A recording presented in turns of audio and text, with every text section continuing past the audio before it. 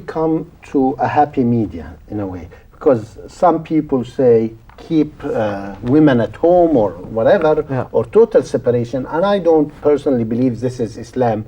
This total separation, as some people say, I don't think this is Islam. But again, what's happening in the West is opposite too. How do we find this happy medium? Or young people, what do you think? I remember once I was listening to a lecture series, and the Sheikh said that the Sahaba were more conservative in regards to the gender issues. Were more conservative than today's liberals, but they were also more liberal than today's conservatives. So that that's a tough one to understand. You want to explain it? Basically, I mean the companions, I mean both the males and the females, they would pray in the same masjid without a partition. Yes. You know, and some people, they think that, oh, I remember we were actually at the university, they were discussing if we should have a partition, and then one brother said, oh, just like we can't see them, they can't see us. But it's because he doesn't know the seerah of the Prophet ﷺ, that the companions, they didn't have a partition between the men and the women. But what is more important... Why does he feel there is need a partition? I'm curious, why does a young man at this time and age, where the Prophet Muhammad ﷺ didn't put a partition,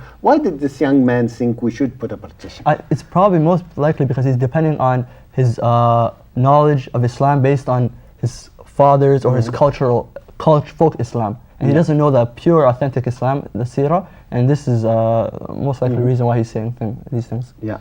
What's your feeling, young man? As in regards to separation of the sexes, and how do we deal with the opposite sex in Islam? Well, you know, the thing is Islam defines the role of men and women, you know, and it's clear cut. But here, those roles are not, you know, a woman can do whatever she wants and a man can do whatever she wants, you know. Even when you come to the family life, you know, and Islam teaches that a man is the head of the household, but then here you have, of course, the feminist movements and everything. So basically, you have to come into terms, and it's something that we do struggle with, but inshallah, you know, Allah helping us, we'll get over it. We have to go for a break, and there's a lot more to discuss.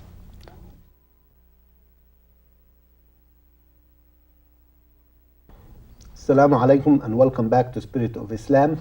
We're talking about the important topic of the culture clashes that faces young Muslims growing up in the Western society. And let's go back to you, Brother Muhammad, about the gender gaps and how do we deal with the relation between different genders. I stress the person has to know, we as Muslims have to know the seerah of the Prophet ﷺ. And then how he dealt with the opposite gender. Yes. And not based on what our culture tells us or what our even society growing up tells us. So this is one thing that I stress. Yeah. And it's, you know, a story I always say, you know, I didn't grow up in the Western society and I don't like ketchup. But my young daughter watched, and, you know, somebody served me ketchup one day and my daughter said, Muslims don't eat ketchup. Again, it's culturally, what's that different? People in the West eat ketchup. My dad is a Muslim, it must be Muslims don't eat ketchup. And it shows this culture things where we observe our parents and we relate their culture to things they do. When of course it has nothing to do, Muslims eat ketchup, it was just a personal choice of mine. And that's how we have to look at, you're right when you say we have to understand true Islam rather than relate our cultures and our parents' behavior to Muslim. Let's talk about education. And, you know, culturally, back home, you know, everybody wants their children to be a doctor or an engineer. Where here, everybody, you know, in this society, you encourage people to do what they do best. And what do you find in this challenge? Well, I guess the biggest challenge is that they still have that mentality of back home, even when they do come here. They want you to become a doctor, engineer. But and there's nothing wrong with that, by the way. There's nothing wrong with doctors and engineers, but there's a lot of career opportunities out there. Yes. And, you know, of course, growing up here, you become open-minded. You know, you learn other careers, you see other paths. So it broadens your, you know, your scope, your horizon. So how do we tell parents it's okay, there's a lot of jobs and let the children do what they enjoy doing? Well, I guess the best way to tell them that is by communicating that, you know, taking them to your school, saying that, you know, other people do different things, and you say, you know what, you don't necessarily have to become a doctor, I don't necessarily have to become an engineer. I always remember a wise man told me here, if you do what you enjoy, money will always come. Do what you do best, and do what you enjoy, rather than I've seen back home where people force their son to be an engineer or doctor and became a failure because that's not him. That's not what he enjoys. And how do we tell people here, let your children do what they do best? And it's very important. Do you find this challenge or? Alhamdulillah, my parents have been very supportive of my career options. And but it is true, like the parents, they're only telling you this because they want you to have a stable income, they want you to have a family where you can support, and they don't want you to be dependent on other people. Thus, they want you to like be a doctor or engineer because they make good money. But it's just like you said though, I mean, if you have something that you like doing, then you won't really be working. It's just you're going to work to have fun, basically. Yes. One of the biggest challenges of them all, of course, is marriage. And how the parents want to tell you who to marry. You know, even though people misunderstand about arranged marriages, and there's nothing wrong with it, but it's still one of the challenges of young people in this community. Let's start with you. Yes, about the issue about arranged marriages. Yeah, there's a lot of misconceptions.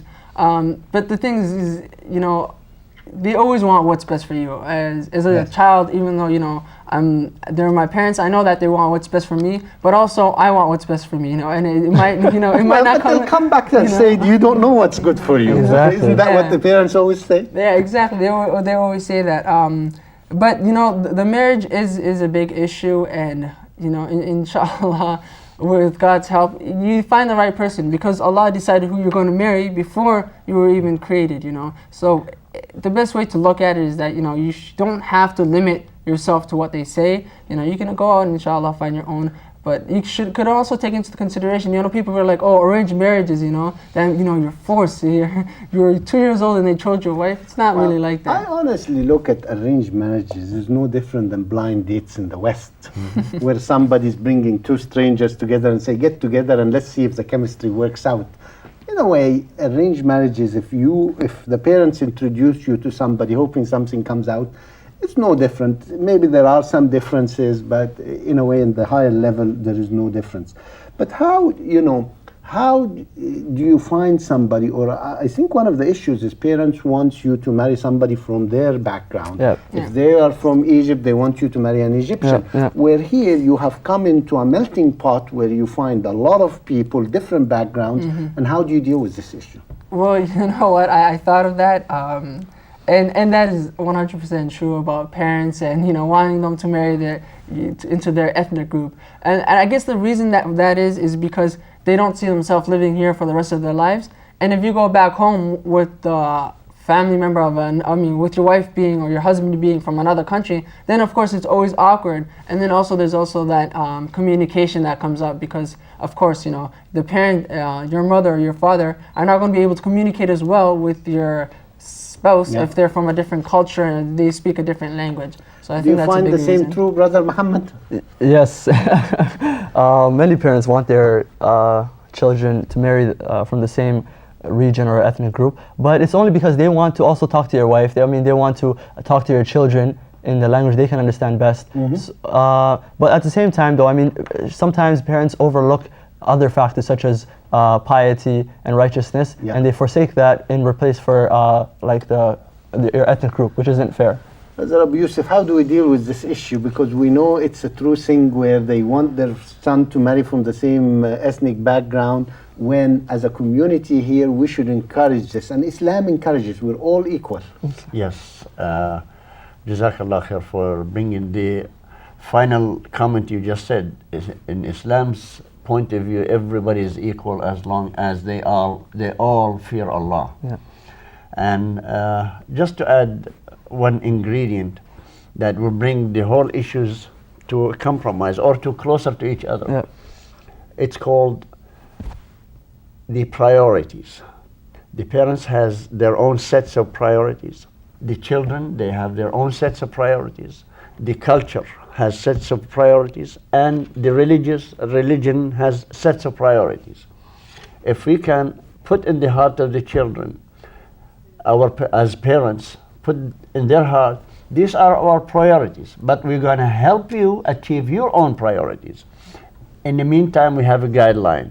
We cannot go against the society we live in or a culture. We cannot exit it, we have to consider it, and also as Muslims, we have to adopt the guidelines of Islam.